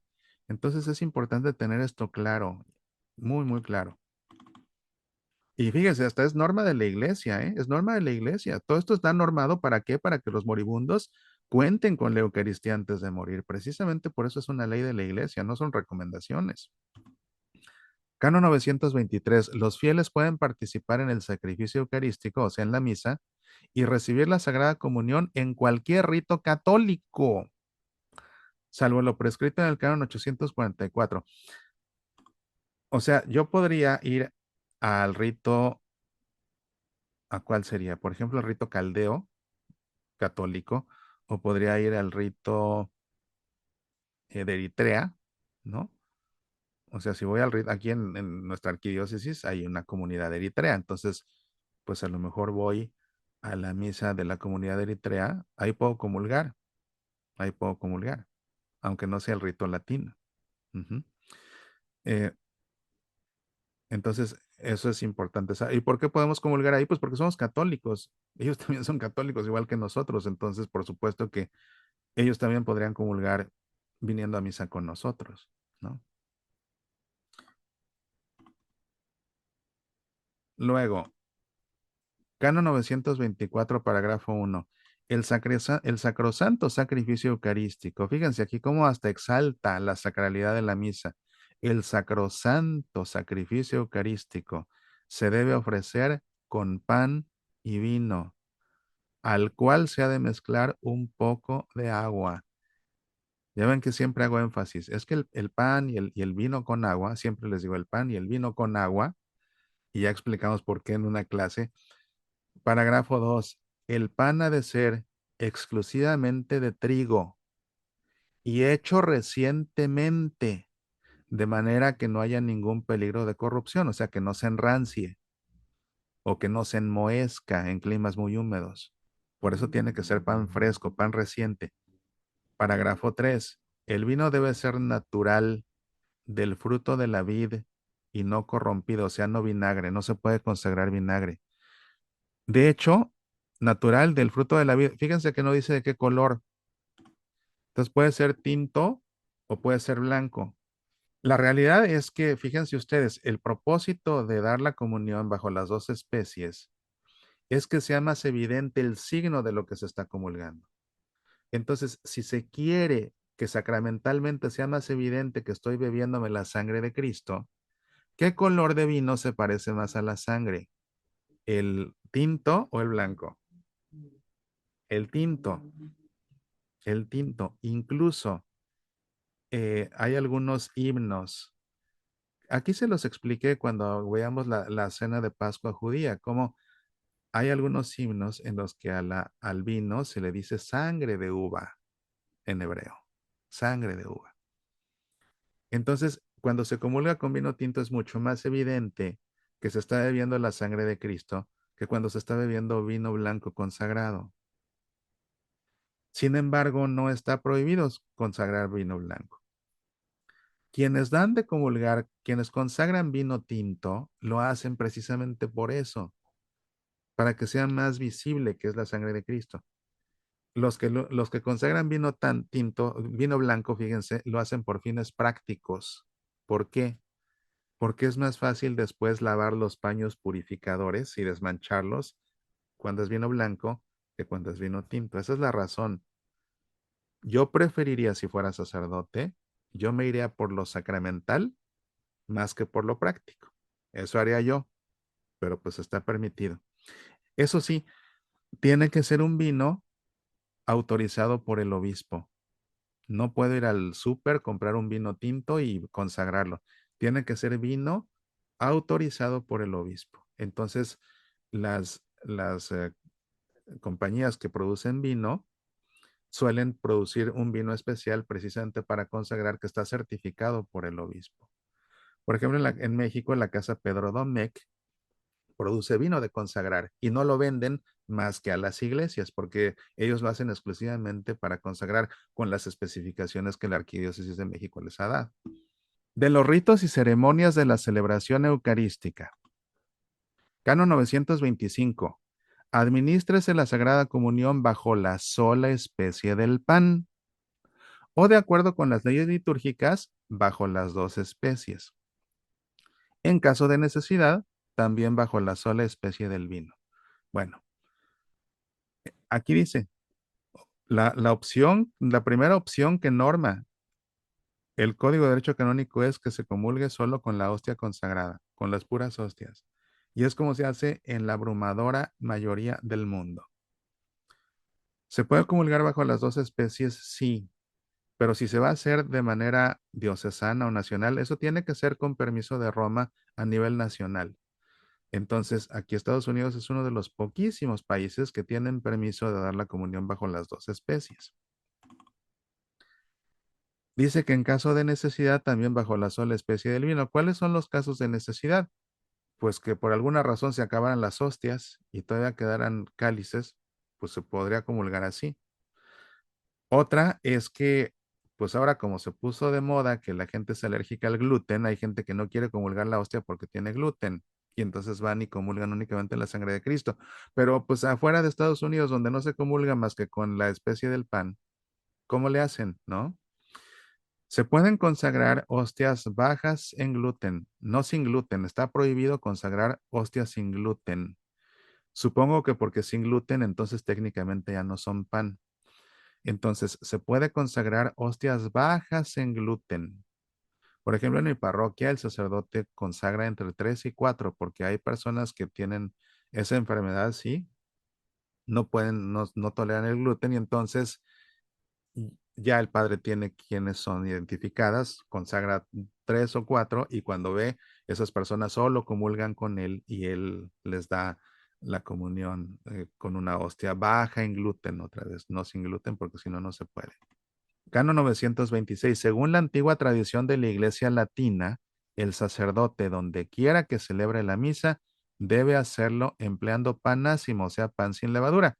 Lo que me explicaba Monseñor Raúl Vera López allá en aquel vuelo, que bueno, pues ahora ya se le olvidó lo que me dijo en aquel vuelo, pero aquí está. Eh, únicamente pan ácimo, únicamente pan ácimo. En la Iglesia Latina, ¿eh? En el rito latino, que como les digo, somos el 96% de los católicos, en los ritos orientales hay ritos orientales donde se consagra pan con levadura. Entonces, bueno, y acuérdense cuando les conté la historia del rito de la comunión, ahí les expliqué cómo por 12 siglos nada más era pan con levadura, luego cambió a pan sin levadura en el rito latino, ¿se acuerdan, no? ¿Se acuerdan cuando les expliqué eso? Bien, yo veo sus caras de tedio, amigos. Yo veo sus caras de tedio. Hay muchos que están bostezando y restregándose la cara. Falta, pues todavía quedan unas cuantas, pero ánimo, ánimo, ánimo. Vale la pena saber esto. Canon 927. Está terminantemente prohibido, aun en caso de extrema necesidad, consagrar una materia sin la otra o ambas fuera de la celebración eucarística. ¿Esto qué significa? No se puede consagrar solo pan, no se puede consagrar solo vino, a fuerzas pan y a fuerzas vino, y no se puede consagrar fuera de la misa.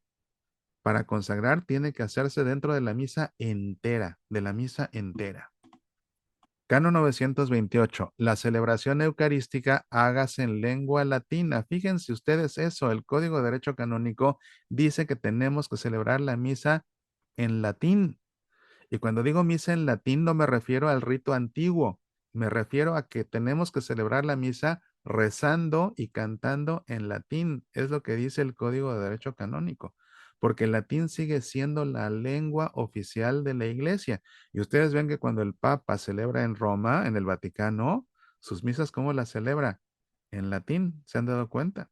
Y hay misas que tiene siempre que celebrar en latín. Las solemnidades, por ejemplo, siempre que un papa celebra una solemnidad, por fuerza la tiene que rezar en latín, pero sigue diciendo el canon o en otra lengua.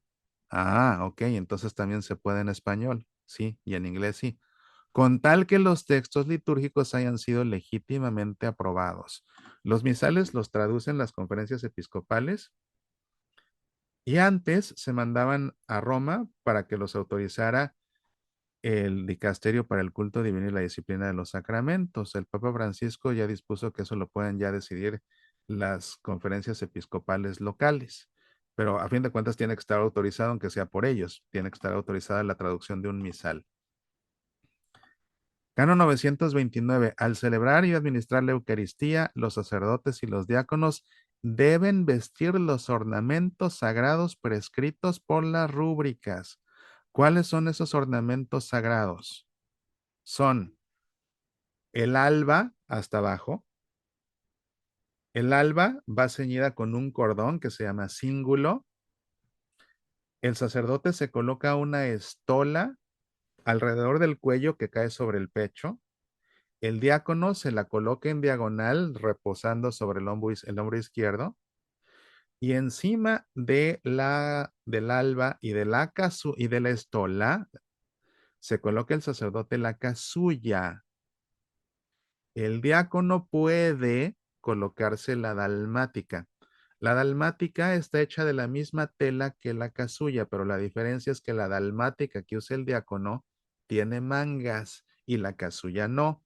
Si en su parroquia hay diácono y el diácono usa dalmática, pongan atención y se van a dar cuenta. La del diácono lleva mangas y la del sacerdote no lleva porque es casulla. Y la casulla y la dalmática siempre van por encima de la estola, nunca de los nunca la estola se coloca hasta arriba de todo. Y no se puede celebrar la misa sin casulla, el sacerdote siempre tiene que ponerse la casulla para celebrar. Canon 930, parágrafo 1. El sacerdote enfermo o anciano, si no es capaz de estar de pie, puede celebrar sentado el sacrificio eucarístico, observando siempre las leyes litúrgicas, pero no con asistencia del pueblo, a no ser con licencia del ordinario del lugar. O sea, es un sacerdote que está en silla de ruedas, ya no se puede poner en pie. Según lo que dice la norma litúrgica, no la norma litúrgica, según lo que es el código canónico, ese sacerdote puede celebrar la misa sentado en su silla de ruedas, pero sin gente, él solo. Ah, pero el obispo le da permiso de celebrar así la misa con una asamblea presente. Ah, entonces si tiene permiso del obispo, entonces sí puede celebrar la misa sentado en su silla de ruedas con toda la asamblea ahí presente. ¿Sí? Parágrafo 2. El sacerdote ciego o que sufre otra enfermedad puede celebrar el sacrificio eucarístico con cualquier texto de la misa de entre los aprobados y con asistencia, si el caso lo requiere, de otro sacerdote o diácono, o también de un laico convenientemente instruido que le preste ayuda. Estos son tres. El tiempo y lugar de la celebración de la Eucaristía. Canon 931. La celebración y administración de la Eucaristía puede hacerse todos los días y a cualquier hora. O sea, se puede celebrar la misa a cualquier hora del día todos los días, con las excepciones que se establecen en las normas litúrgicas. ¿Cuáles son las excepciones? No se puede celebrar misa en Viernes Santo, ni se puede celebrar misa en Sábado Santo. Canon 932, parágrafo 1. La celebración eucarística se ha de hacer en lugar sagrado, no en un campamento, ni en la montaña, ni en el monte Rainier. La celebración eucarística se ha de hacer en un lugar sagrado, a no ser que en un caso particular la necesidad exija otra cosa. En este caso, la celebración debe realizarse en un lugar digno. Pero es que Juan Pablo II, cuando él era Karol Wojtyła en Polonia, se iba de campamento con los jóvenes y les celebraban la misa y volteaba el kayak de cabeza y encima del kayak celebraban la misa. Entonces, sí, pero acuérdense que en los tiempos que Karol Wojtyła hacía eso, había una persecución muy fuerte en contra de la Iglesia Católica. Entonces él se iba con los jóvenes para poder darles un servicio pastoral a esos jóvenes en un lugar seguro donde no los fueran a meter a la cárcel por estar celebrando la misa. Y aunque el Papa ponía su kayak de cabeza y lo usaba como altar, él se revestía y ponía un mantel. O sea, hacía las cosas bien y había una causa por demás justificada. Parágrafo 2. Se debe celebrar el sacrificio eucarístico en un altar dedicado o bendecido. Fuera del lugar sagrado se puede emplear una mesa apropiada, utilizando siempre el mantel y el corporal. Es que la pastoral juvenil vamos a hacer nuestro retiro en la montaña. Bueno, está bien, pero entonces el sacerdote se lleva en una mesita plegable, colocan la mesa, colocan el mantel, colocan el corporal, el sacerdote se reviste y celebran la misa. Así sí, pero no en shorts y camiseta y nada más con la estola encima del cuello. Así, no. Cano 933. Por causa justa con licencia expresa del ordinario del lugar. Acuérdense, ordinario significa obispo. Con licencia expresa del ordinario del lugar y evitando el escándalo, puede un sacerdote celebrar la Eucaristía en el templo de una iglesia o comunidad eclesial que no estén en comunión plena con la Iglesia Católica. Aquí pasó mucho, que iglesias que estaban construyendo y las comunidades no tenían dónde juntarse. Entonces, en algunas ocasiones celebraban la misa en una iglesia protestante, ¿no? Había una que la tuvieron que remodelar por completo y en lo que la remodelaban, celebraban misa enfrente en una iglesia protestante aquí en la arquidiócesis, obviamente con permiso del obispo. Terminando la reconstrucción de la iglesia, pues ya se regresaron a su lugar. Y de la reserva y veneración, y estos son los últimos que vamos a ver, ya no vamos a ver lo del estipendio, pero sí vamos a ver esto, porque esto a ustedes les interesa por seguro. La reserva y veneración de la Santísima Eucaristía. Canon 934, parágrafo 1. La Santísima Eucaristía debe estar reservada en la iglesia catedral o equiparada a ella, en todas las iglesias parroquiales y en la iglesia u oratorio anejo a la casa de un instituto religioso o sociedad de vida apostólica. 2. Puede reservarse en la capilla del obispo y con licencia del ordinario del lugar, o sea, del obispo mismo, en otras iglesias, oratorios y capillas. Entonces, por fuerza en las parroquias y en la catedral, o en los oratorios, por ejemplo, de un convento. Por eso aquí dice oratorio anejo a la casa de un instituto religioso, pues es la capilla de un convento. Ajá. Pero con permiso del obispo se puede reservar en iglesias que no sean parroquias. Ahora con esto del Partnership de Gospel, que nos están juntando a las parroquias, eso de las familias como entidad jurídica canónica no existe. Si ustedes leen el Código de Derecho Canónico, en ningún lado van a encontrar la noción de familias de parroquias. Lo que sí existe es la parroquia con sus capillas. Entonces realmente a lo que tendremos que llegar en algún momento es a que si ustedes están juntados ahora en una familia con otra parroquia o con dos, lo más seguro es que la más grande se quede como parroquia y las otras van a ser sus capillas. Canónicamente es lo que aplica, a no ser que el arzobispo decidiera alguna otra cosa, él sabrá, pero lo lógico es pensar que es en lo que va a parar la cosa. Una parroquia y las otras van a ser capillas. Entonces, dicho esto, puede reservarse en la capilla del obispo y con licencia del obispo en otras iglesias, oratorios o capillas. Entonces, cuando eso suceda y solo una sea parroquia, también se va a poder reservar la Eucaristía en las que hoy son parroquias, pero dejarán de serlo. ¿Sí queda claro esto que le estoy diciendo? Ajá. ¿Y dónde se reserva? No queda claro, dicen que no queda claro. A ver, ahí les va. Yo pertenezco hoy por hoy a la parroquia de Teresa de Calcuta en Goodinville. Y nuestra familia es la parroquia de San Brandán en Botel. Entonces, hoy por hoy somos una familia de dos parroquias.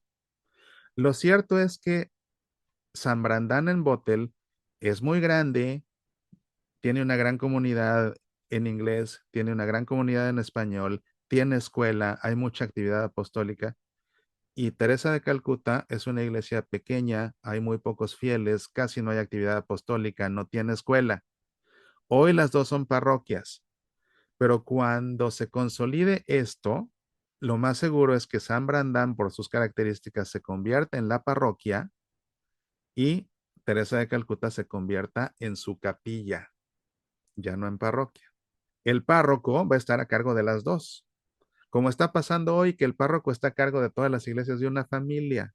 Ajá. Entonces, cuando eso sucede, el párroco va a estar a cargo de la parroquia de San Brandán y de la capilla de Teresa de Calcuta. Y entonces, la capilla de Teresa de Calcuta ya no podría reservar la Eucaristía a no ser que tenga permiso del obispo, que por seguro se lo va a dar. ¿Sí? ¿Qué significa reservar la Eucaristía? Significa que las hostias que sobran en la misa se pueden guardar en el sagrario. Eso significa reservar la Eucaristía. Pero acuérdense que la Eucaristía se reserva únicamente para darle de comulgar a los enfermos. El sagrario no es una alacena para reservar copones de hostias y en cada misa de ahí sacar copones llenos de hostias y distribuirlos. No, realmente en una misa deberían sobrar muy poquitas y las poquitas que sobran es para llevárselas a los enfermos a sus casas y a los hospitales. Es para eso que se reserva. Según el código canónico, esa reserva solo se puede hacer en las catedrales y en las parroquias y en las capillas de los conventos o de comunidades religiosas. Pero con permiso del obispo se puede reservar también en otras capillas o en otras iglesias que no sean parroquias. Ujú. Canon 935. A nadie está permitido conservar en su casa la Santísima Eucaristía o llevarla consigo en los viajes, a no ser que lo exija una necesidad pastoral y observando las prescripciones dictadas por el obispo diocesano. A nadie está permitido conservar en su casa la Santísima Eucaristía. Cuidado con esto. Fíjense que el Papa Benedicto, ya ven que él daba la comunión en la boca y de rodillas. Y no era porque él pensara que esa era la manera correcta de dar la comunión, claro que no. Él mismo dijo que lo hacía de esa forma porque se había dado cuenta y enterado que había gente, fíjense, había gente que iba al Vaticano y comulgaba con él y comulgaban con la mano y en lugar de comerse la hostia se la escondían y se la llevaban para llevársela de souvenir, se llevaban de souvenir una hostia porque había sido consagrada por el Papa. Entonces, eso está prohibido, aquí lo prohíbe el Código Canónico. Nadie está permitido conservar en su casa la Santísima Eucaristía. Y fíjense que esto cambió porque se acuerdan que cuando vimos la historia del rito de la comunión, los primeros cristianos, acuérdense que el domingo se llevaban una hostia a su casa, ¿no? Y ahí la guardaban hasta en el closet, ¿se acuerdan? Así como si fuera un relicario el closet o en el armario, lo que hubieran usado. Pero bueno, hoy por hoy está prohibido. Canon 933. En la casa de un instituto religioso, pensemos la casa de un convento, ¿no? Pensemos un seminario. En la casa de un instituto religioso o en otra casa piadosa, se debe reservar la Santísima Eucaristía solo en la iglesia o en el oratorio principal anejo a la casa. Pero el ordinario, por causa justa, puede permitir que se reserve también en otro oratorio de la misma casa. Pues sí, hay algunos conventos que por alguna razón tienen una capilla y un oratorio, o hay seminarios que tienen una capilla y 3 oratorios. Bueno, pues el obispo ahí podría dar permiso de que se reservara en uno diferente del principal.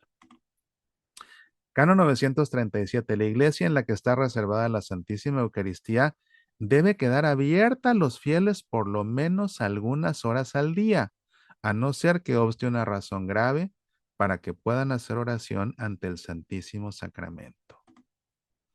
Canon 938, eso está grande. Parágrafo 1. Habitualmente la Santísima Eucaristía estará reservada en un solo sagrario de la iglesia u oratorio. Parágrafo 2. El sagrario en el que se reserva la Santísima Eucaristía ha de estar colocado en una parte de la iglesia u oratorio verdaderamente noble, destacada, convenientemente adornada y apropiada para la oración. Parágrafo 3. El sagrario en el que se reserva habitualmente la Santísima Eucaristía debe ser inamovible, o sea, tiene que estar fijo, no se puede cargar, tiene que estar fijo. Hecho de materia sólida, no transparente, o sea, no puede haber un sagrario de vidrio. Y cerrado, de manera que se evite al máximo el peligro de profanación. Por eso están cerrados con llave, para que la gente no pueda robarse las hostias y profanarlas. Todos los sagrarios están cerrados con llave. Parágrafo 4. Por causa grave, se puede reservar la Santísima Eucaristía en otro lugar digno y más seguro, sobre todo durante la noche. Pensemos, por ejemplo, en Jueves Santo por la noche. Después de que estuvo el Santísimo, ¿se acuerdan? Que estuvo el Santísimo, estuvo la reserva, la gente lo estuvo adorando y a medianoche se retira. No se puede meter al sagrario de la iglesia porque tiene que estar incluso abierto todo el Viernes Santo. Entonces, en ese caso, se podría, por ejemplo, llevar a la sacristía y reservar en la sacristía. Pero son situaciones fuera de lo ordinario, obviamente. Parágrafo 5. Quien cuida de la iglesia o oratorio ha de proveer que se guarde con la mayor diligencia la llave del sagrario en el que está reservada la Santísima Eucaristía. Canon 939. Deben guardarse en un copón o recipiente las hostias consagradas en cantidad que corresponda a las necesidades de los fieles y renovarse con frecuencia, consumiendo debidamente las anteriores. Canon 940. Ante el sagrario en el que está reservada la Santísima Eucaristía, ha de lucir constantemente una lámpara especial con la que se indique y honre la presencia de Cristo. Ya saben ustedes esa lamparita roja, ¿no? Que puede ser una vela, ¿no? Una roja, sería preferente, de hecho, que sea una vela o una lamparita de aceite, pero roja, que anuncia que está presente el Santísimo. Cuando el Santísimo se lleva a otro lado, pues entonces se, se apaga esa vela o esa lámpara para que la gente sepa que no está presente Cristo en el sagrario. Canon 941, parágrafo 1. En las iglesias o oratorios en los que esté permitido tener reservada la Santísima Eucaristía, se puede hacer la exposición tanto con el copón como con la custodia, cumpliendo las normas prescritas en los libros litúrgicos. Y parágrafo 2. Durante la celebración de la misa, no se tenga exposición del Santísimo Sacramento en la misma iglesia u oratorio. Es por lo que en las iglesias, si su parroquia, por ejemplo, tiene una capilla de adoración, mientras se celebra la misa, se tapa eh, el Santísimo. Y fuera de la misa se vuelve a quedar expuesto. Ya vamos a terminar, faltan tres. 942. Es aconsejable que en estas mismas iglesias y oratorios se haga todos los años exposición solemne del Santísimo Sacramento que dure un tiempo adecuado, aunque no sea continuo, de manera que la comunidad local medite más profundamente sobre el misterio eucarístico y lo adore. Sin embargo, esa exposición se hará solo si se prevé una concurrencia proporcionada de fieles y observando las normas establecidas. Canon 943. Es ministro de la exposición del Santísimo Sacramento y de la bendición eucarística el sacerdote o el diácono. En circunstancias peculiares, solo para la exposición y reserva, pero sin bendición, lo son en primer lugar el acólito. En segundo lugar, un ministro extraordinario de la Sagrada Comunión. En tercer lugar, otro encargado por el obispo, por el ordinario del lugar, observando las prescripciones dictadas por el obispo diocesano. Y el último, canon 944, parágrafo 1, como testimonio público de veneración a la Santísima Eucaristía, donde pueda hacerse a juicio del obispo diocesano, téngase una procesión por las calles, sobre todo en la solemnidad del cuerpo y sangre de Cristo. Corresponde al obispo diocesano dar normas sobre las procesiones, mediante las cuales se provea a la participación en ellas y su decoro. Y después siguen todos los cánones sobre el estipendio ofrecido para la celebración de la misa, pero esos ya, si les interesan, busquen por el Código de Derecho Canónico en Internet y ahí pueden leer todos esos cánones por su cuenta. Bueno, pues ya son las 9. Eh, ¿Tienen preguntas? Si alguien tiene alguna pregunta, a ver, Petra. Eh, Mauricio, disculpe, bueno, una pregunta con respecto a la comunión. Los ortodoxos pueden comulgar en la Iglesia Católica, en la misa, celebración de la misa católica, pero los católicos no pueden comulgar en las celebraciones de los ortodoxos. Sí, sí podemos, pero ¿O en sí? condiciones extraordinarias. O sea, no puedo decir, hoy en lugar de misa voy a la iglesia ortodoxa. No. Pero, por ejemplo, es que estoy de vacaciones en Grecia y no encuentro ninguna iglesia católica y es domingo. Pues me meto a una iglesia ortodoxa y comulgo, ¿no? Por ejemplo. Sí podemos porque como sus sacerdotes tienen también la sucesión apostólica, sus sacramentos son válidos.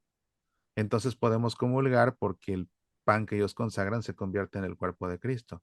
Eso sí, no va a ser ácimo porque ellos consagran pan con levadura, pero lo puedo comulgar por eso, porque es el cuerpo de Cristo, porque sus sacerdotes descienden de los apóstoles. Pero otra vez como situación excepcional, ¿no? Ok, bueno, O, gracias. es que un compañero del trabajo es ortodoxo y se va a casar y me invitó a su boda. Bueno, pues voy a la boda y comulgo. A ver, Ceci. Yo nada más tengo una pregunta, señor Mauricio. Sí. Por ejemplo, el domingo dominical, si a veces voy en misa en la mañana y luego por la tarde, pues ya tengo que ir otra vez y para llevar mis hijos, lo que sea, ¿se puede comulgar dos veces el mismo día o no? Porque es domingo Ujú. normal. Sí, sí, puedes comulgar dos veces el mismo. Acuérdate, es dos veces, hasta dos veces en el mismo día litúrgico. Ok, Entonces, si por ejemplo comulgaras el sábado en la noche, pero en una misa de domingo, ahí ya cuenta como una. ok. Y luego el domingo regresas a otra misa y comulgas, ahí ya van dos. Y luego en la noche regresas con tus hijos, ahí ya no, porque sería una tercera vez en domingo litúrgico. Ujú. Oh, ok, Ahora ok. que vas, el sábado en la mañana vas a misa, una. Luego el sábado a mediodía vas a una boda, ahí ya van dos de sábado. Y luego el mismo sábado en la noche vas a misa de domingo. Esa ya sería la primera del domingo, no sería tercera de sábado. Oh, qué interesante. Ajá, porque es por día litúrgico, no por día de calendario. Ay, buenas noches, Mauricio. Hola, hola. Pregunta, de acuerdo a lo que hemos estado leyendo del derecho canónico, bueno, yo escuché que cuando uno llega a misa tarde, por ejemplo, bueno, no tan tarde, ¿verdad? Tampoco en las lecturas, pero por ejemplo, si ya uno va entrando y ya están yo confieso, en el acto de arrepentimiento, ¿ya no puede uno comulgar o Sí, sí? para poder comulgar se tiene que participar de la misa completa. Desde el principio, entonces, desde Sí, que antes que entre el sacerdote, ajá. caso de que se llegue ya después, de que él da la bienvenida y todo, Bueno, no hay ya bienvenida, en la misa no hay bienvenida. la, de De hecho, la, no debe haber bienvenida. O sea, por ejemplo, la misa como comienza y es parte del rito. El sacerdote entra en procesión, ya sea por el pasillo central o ya sea de la sacristía al altar, es una procesión. Y todo eso es parte de lo mismo. El sacerdote llega, besa el altar y después de besar el altar, inmediatamente dice en el nombre del Padre y del Hijo y del Espíritu Santo. Amén. Que el Señor esté con ustedes y con tu espíritu. Antes de celebrar los sagrados misterios, o sea, hasta antes de celebrar los sagrados misterios, o sea, desde que el sacerdote empieza a caminar, cuando tocan la campana, empieza a caminar, Ujú. hasta que llega y besa el altar y hace la señal de la cruz y después dice que el Señor esté con ustedes y le contestamos y con tu espíritu, todo eso es lo mismo. Entonces no se puede interrumpir con bienvenidas. No se puede interrumpir con bienvenidas del estilo de buenos días, vean qué bonito día nos da el Señor. ¿Quién viene de fuera? Bienvenidos a la parroquia. ¿Quién más está de visita? Mucho gusto, gracias por acompañarnos. Vamos a comenzar en el nombre del Padre. Eso no se puede hacer. No se puede hacer. ¿Y qué pasa si lo hace el sacerdote? Pues, Está cometiendo un pues delito grave? está celebrando mal la misa, es lo que está haciendo. O sea, eso no se debe hacer.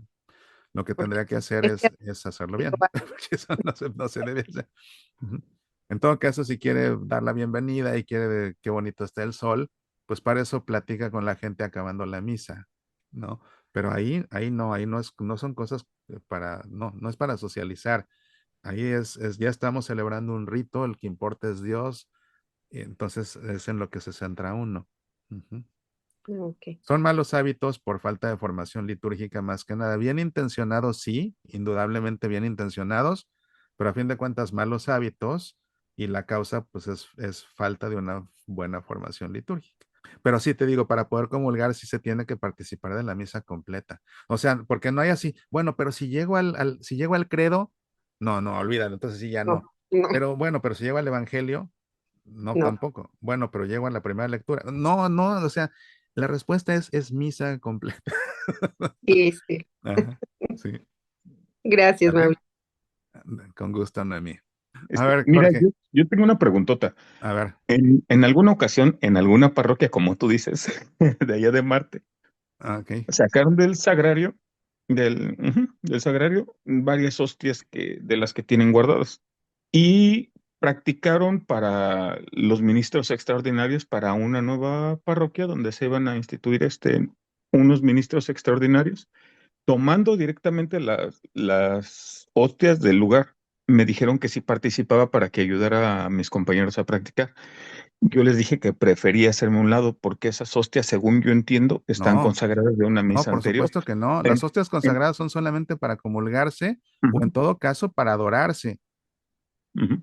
No Me más, dijeron no más, no, para que, nada. Eso está pésimo. me Súper, dijeron que no súper había pésimo. problema, que No, porque no, no claro que estaban no. consagradas. Y según yo sé, una vez que están consagradas, ya nuestro Señor está presente total y Sí, completamente y es en esas solamente para, y hostias. es para comulgarse. Y en segundo Ujú, lugar, para adorar, en ese orden, ¿eh? En ese ajá, orden, es para comulgarse. Acuérdense, yo les platiqué aquí, Cristo instituyó la Eucaristía no para ser adorado. Él instituyó la ujú, Eucaristía para ser comido, no para ser adorado. Por ujú, amor a Cristo, la iglesia empezó a adorarlo en la Edad Media, pero él ujú, no la instituyó para ser adorado. Por eso, en primer lugar, las hostias consagradas son para comerlas. Y en ajá, segundo lugar, para adorarlo, ujú, pero no para practicar nada, porque se puede practicar perfectamente con hostias sin consagrar. ajá. En Deberían de todas las haber traído sacristías los hay de los hostias sin tarritos consagrar. o de un empaque, ¿no? No, Digo, no, hubiera sido lo correcto. sí, no, y eso yo se lo diría rápidamente al sacerdote, oiga, ¿sabe qué padre pasó esto? Y pues no, para eso tenemos hostias sin consagrar. En las sacristías hay paquetes de hostias sin consagrar.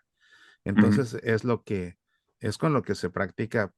Yo mismo cuando doy mi clase, la Santa Misa, como nunca te la habían explicado, ujú, en la parte final explico precisamente cómo se distribuye la comunión, cómo se recibe la comunión y ujú, todo eso. Y para eso, pues siempre les pido a los que organizan la clase que siempre me saquen 4 o 5 hostias sin consagrar, pues para poder ajá, dar la clase, pero sin consagrar, ¿no? Sí, no, ujú. eso es por supuesto que está pésimo. Gracias, Mauricio. Buenas noches. De nada, Jorge, gracias a ti. La bibliografía aquí es así de simple, es el puro código de derecho canónico. Vamos a concluir con nuestra oración del jubileo, nuestra oración del jubileo. Oremos. Padre que estás en el cielo, la fe que nos has donado en tu Hijo Jesucristo, nuestro hermano, y la llama de la caridad, infundida en nuestros corazones por el Espíritu Santo, despierten en nosotros la bienaventurada esperanza en la verdad de tu reino. Tu gracia nos transforme en dedicados cultivadores de las semillas del Evangelio, que fermenten la humanidad y el cosmos, en espera confiada de los cielos nuevos y la tierra nueva. Cuando vencidas las fuerzas del mal, se manifestará para siempre tu gloria. La gracia del jubileo reavive en nosotros, peregrinos de esperanza, el anhelo de los bienes celestiales y derrama en el mundo entero la alegría y la paz de nuestro Redentor. A ti, Dios bendito eternamente, sea la alabanza y la gloria por los siglos. Amén. En el nombre del Padre, y del Hijo, y del Espíritu Santo. Amén. Muchísimas gracias, queridos amigos. Gracias por su atención y por su entusiasmo. Nos vemos con el favor de Dios la próxima. Que Dios los llene de bendiciones.